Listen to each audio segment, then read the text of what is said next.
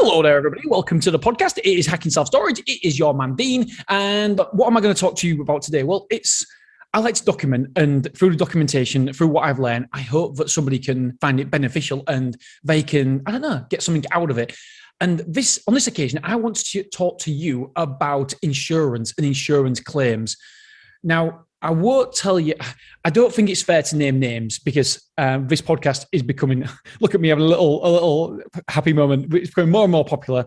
And I'm sure I haven't got to the bottom of it exactly yet. And so I don't think it's fair to comment on people's or on company names, etc. But I'm not saying I never will do, because at the minute it's still up in the air, but I wanted to get this message out as quick as possible. So basically what we've had an insurance claim that has been denied, and it's a legitimate insurance claim and it's been denied. And the guy was going to go to the papers. He was going to go on social media. He was going to his solicitor. He was very, very upset, and rightly so. And we had to basically pay out for him. We had to pay the cash. We as a company paid him the insurance that it's cost, because ultimately if somebody has put their goods in storage, you are protecting their goods. And so if something goes wrong, then you're liable. Well, you're not liable by law, but I feel like we've got a responsibility as owners and storage facilities. We have a responsibility to take the best care we possibly can of that person's goods. Now, occasionally something will happen, something will go wrong, and somebody's stuff will get damaged. And that's why we've got insurance. But what's the point of having insurance if the insurance company doesn't pay out? It's absolutely pointless. So we pay £12,000 a year, and I almost feel like I should name the company, because I don't think it's fair that anybody goes through what we've been through, because the customer was mad and very respectful, but mad. And why wouldn't he be? His stuff got damaged, and the insurance company literally. I'm going to start from, but I'm going all around a little bit because I'm trying to protect the insurance companies. So what happened was, I was there with Dave Davies, as it happens. Dave Davies in my facility, and we saw somebody go into a unit and come out and say, my stuff's damaged. My sofa's got loads of water, not watermarked, but it was basically damaged. You could tell that there was some problem, and we don't. It was on the ground floor, so we don't actually know how it happened. We have no idea. We've had specialists come in, and we're still none to the wiser. But this guy was very upset because, unfortunately, his father had passed away, and it was a sofa that his father bought. So it had emotional value, and he was very, very upset about it. And not in terms of shouting or anything like that, but you could tell he was distraught about it, and he was scrubbing it down, trying to make sure it looked as good as possible. And it was upsetting, because I felt like we'd let this customer down. We'd let him down because he stored his stuff with us, and sometimes there's nothing we can do. It's unforeseen, and so these things happen. But we know that a couple of corridors down, we have had a problem with one of the back walls. It had been letting in moist, and you could just tell that it was a problematic area. And so we just presumed it's somehow in the air, and it's come from that area. And so first of all, I was really worried, thinking, oh my God, everybody's stuff's going to be damaged, and all around this area is going to be a problem. But it hasn't materialized like that at all. I've actually looked in every single unit, and every other unit is absolutely fine. Unfortunately, it was just this one unit that had water damage.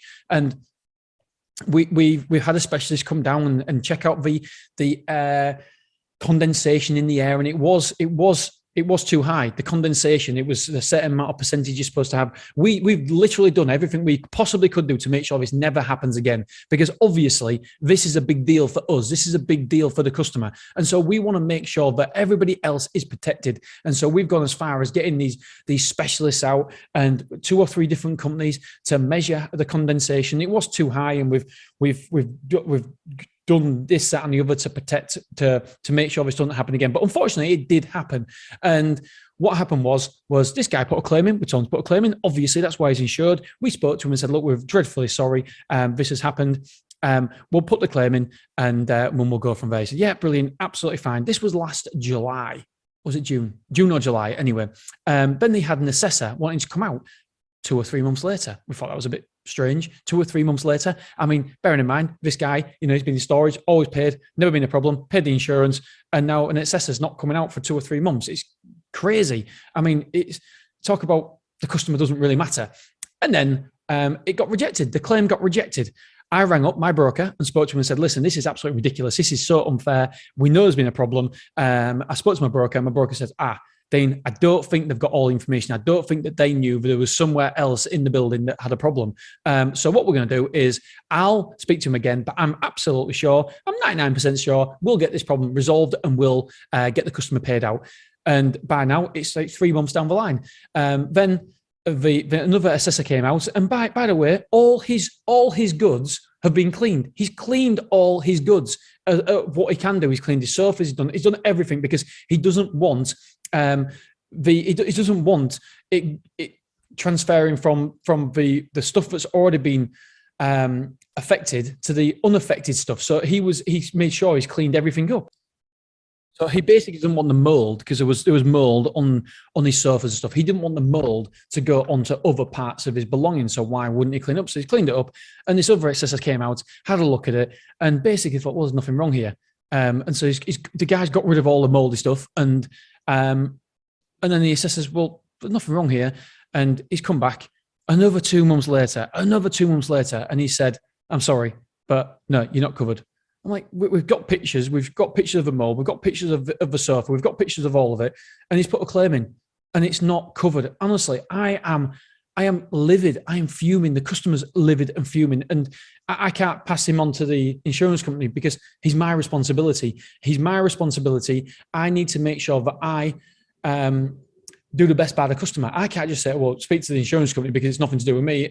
We pay £12,000 a year for the insurance cover, and so if they say that they basically say it's a fraudulent claim, and just not wanting to pay out, I just don't understand it. I don't get why they haven't paid out. I don't understand it at all. And so I didn't want to see this customer suffer. So and be out of pocket because of something that our building has done to his stuff. So we've paid him ourselves. We paid him £6,000. We come to an agreement, £6,000. We've got to pay him. And I'm, as you know, I'm massive with customer care. I'm massive. And I always say that if you've got a problem and money can solve it, it isn't really a problem. And so money could solve this problem. Yes, we could battle them and say, well, hey, listen, do you know what? It's nothing to do with me. The insurance company, the experts, they're saying it's a fraudulent claim, so I wash my hands of it. But that's not the right thing to do. There's always a right and a wrong way to do things. And yes, you might be able to get away with it. And no, I don't think there'll be any case a solicitors could do or anything like that. But it's heartache. It's heartache for me. It's heartache for the customer. And it leaves a bad smell, a bad vibe, a bad taste in the mouth. And that is something we don't want to do. We've got to protect we've got to protect how people see us in the community. Don't forget, storage is a local community, and we've got to protect what is said about us. And we can't control what is said about us, but we can certainly influence it to a certain degree. And I felt it was our responsibility to pay that £6,000 over. And the way I'm feeling now is I'm thinking, well, what is the point of my insurance? The guys said, listen, I'm still want to store with you because my house isn't ready still. He's been storing 3 years with us, 3 years, and not been a problem customer. And he said, I still want to store my stuff there. But if I'm honest, I don't want to pay the insurance. I don't want to pay the insurance because if I claim it's not valid. And so why would I pay for something that I can't use anyway? I said, 100% agree. I said, I'm exactly in the same boat. I'm paying for an insurance that isn't fit for purpose. It's supposed to be there to protect people's goods. But apparently in the small print, it doesn't cover mold. I mean, what do you mean it doesn't cover mold? It doesn't cover mold because, well, that's water damage. Mold is, in essence, water damage. It's condensation. It's caused by water. It's caused by moist. And I just can't see how mold is not covered. So if there's any, what does it mean? If there's any sign of mold, then you can get out of it and you don't have to pay it. Like I say, there's right and wrong way to do things. And I think that, yes, you might be able to get away with it, but it doesn't necessarily mean it's a right way to do things. So yes, this podcast is a little bit of a moan, but it's also a lesson to you guys. Do you know what you're covered for? Because I didn't know what we was covered for. You've got to look at your T's and C's and make sure that you read them thoroughly to understand what your customers are covered for, because we have We have duty of care to our customers. Our customers matter to us. Their stuff matters to us. They're taking a big trust in putting their belongings in, their personal belongings in our stuff. And if we, in our units, and if we don't do everything we possibly can to protect them, then I suppose shame on us. So we've got to make sure that we step up. What are we insured for? What are the customers insuring? We need to understand it more to a better level.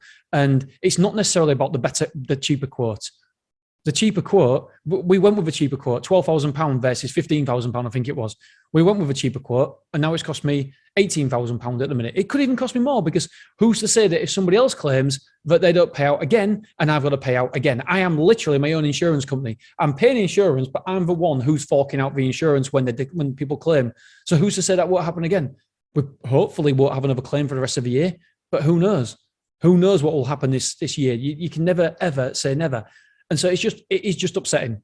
It's just upsetting for us. It's upsetting for the customer, and it needn't have been. It leaves a sour taste in our mouth. Luckily, the customer is over the moon now. The fact that we've said that we're going to replace his goods and give him £6,000, basically. It's £6,000 to replace his goods. So the customer is on cloud nine with us. He's happy with us. He's going to go away, and he is hopefully going to, if somebody mentions self-storage, hopefully he's going to say, Stormore, go to Stormore, they'll look after you. And hopefully he won't mention anything to do with mold or anything like that. But yeah, I just didn't want anything on social media. Obviously I didn't want it in the paper, but I don't think it'd ever get in the paper. Because it was a small chance, but it could massively damage our business. And we're not giving him the £6,000 because of that. We're giving him the £6,000 because it's the right thing to do, because he stored his stuff with us and we didn't protect his stuff, ultimately, unfortunately. And we've got to look at ourselves and look at what we do and how we do things and make sure that we learn from this experience. We don't just say, oh yeah, let's pay £6,000 and that's it. We've got to make sure it doesn't happen again. We've got to make sure that it's a correct percentage of condensation in the air. We've got to make sure that if there is something we can do, if there is some money we can spend to better insulate the building or prevent this to happen, then we should do it. So yeah, a lesson for everybody, I would suspect. It's upsetting, it's annoying, it pissed me off, but we learn lessons from it. And that is the most important thing, because if you don't learn a lesson from it, then it would have been absolutely for nothing. At least now we've learned a lesson from it, and hopefully, this won't happen again. So please read your T's and C's when it comes to insurance, and hope you have moist cover in yours.